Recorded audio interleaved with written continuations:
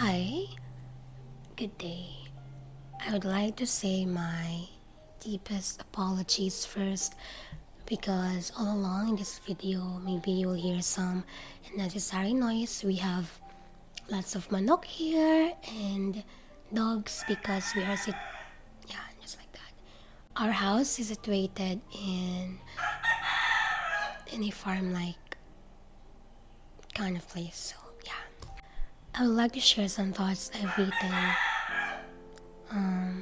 on my journal earlier in the morning. So here it goes. Sometimes there are days that I woke up with a feeling of heaviness. I could not even describe exactly that kind. It's like a monster hiding under your bed, and then suddenly it lets out itself for me to see. At times, the feeling is unrecognizable, but sometimes I could name it as fear. As human, fear can be very intimidating, but it's amazing how that is gone by the moment I begin to see a thing in light of eternity.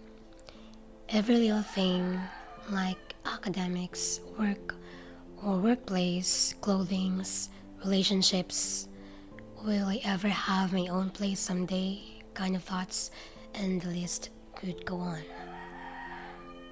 These really cares get out the best in me. More often, they don't. There's one day I decided to put them in categories they should be staying.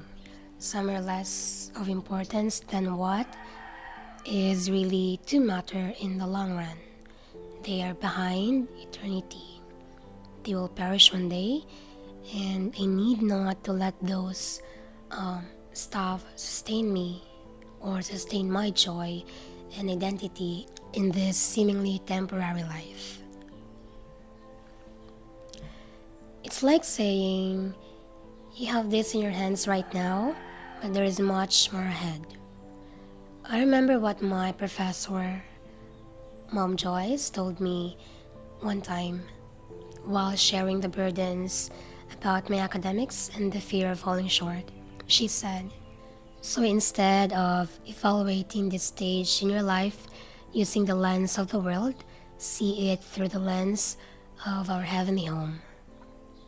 There is also a quote from A.W. Pink from his book Sovereignty of God, which he quoted. Here is the fundamental difference between the man of faith and the man of unbelief. The unbeliever is of the world, judges everything by worldly standards, views life from the standpoint of time and sense, and weighs everything in the balances of his own carnal making. But the man of faith brings in God, looks at everything from his standpoint, estimates values by spiritual standards, and views life in the light of eternity. Doing this, he receives whatever comes as from the hand of God. Doing this, his heart is calm in the midst of the storm. In doing this, he rejoices in the hope of the glory of God. Hearing those reminders again and again is like a spring of fresh water getting into me, getting into my soul. And back then I just loved the thought of God as the time maker. He has all in the palm of his hands, that there is only one day in our lives to focus on, and that is today, our present, which he holds. And with his attribute of being sovereign, it makes me think, why should I fear? Seeing things in an eternity lens will make life more purposeful and less threatening. So much more like the monsters under my bed.